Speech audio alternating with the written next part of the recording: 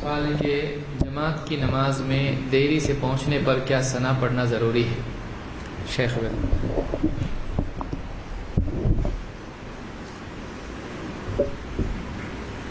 ہمیں امام کی اقتداء میں جو بھی نماز ہم پڑھیں اس میں ہمیں امام کی پوری تابعداری کا ہمیں حکم دیا گیا ہے، انما جعل الامام لیؤتم بہ۔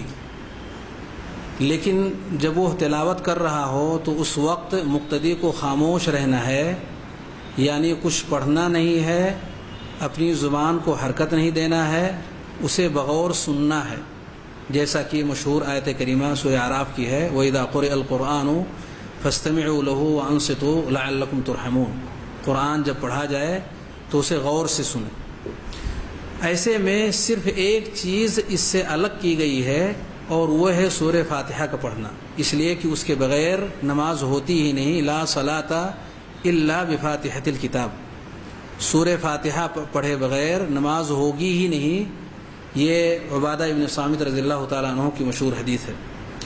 اس سے پتہ چلا کہ صرف امام اگر قرات کر رہا ہے تو قرات جاری ہو تو صرف ہمیں سورہ فاتحہ پڑھ لینے کی اجازت ہے، اس سے پہلے اور اس کے بعد کسی اور دوسری چیز پڑھ لینے کی ہمیں اجازت نہیں دی گئی ہے۔ اس لیے ہمیں بغور امام کی تلاوت کو سننا ہے اور خاموشی کے ساتھ میں اس پر پورا دھیان دینا ہے۔ لیکن اگر امام سری نماز میں ہو، جہری میں نہ ہو، اور وہ بیچ نماز میں پہنچا قیام کی حالت میں، تو قیام کی حالت میں اگر اسے امید ہے کہ وہ ثنا پڑھنے کے بعد سورہ فاتحہ بھی مکمل کر لے گا تو کوئی حرج کی بات نہیں ہے، وہ ثنا پڑھ کر کے سورہ فاتحہ کو پڑھ لے۔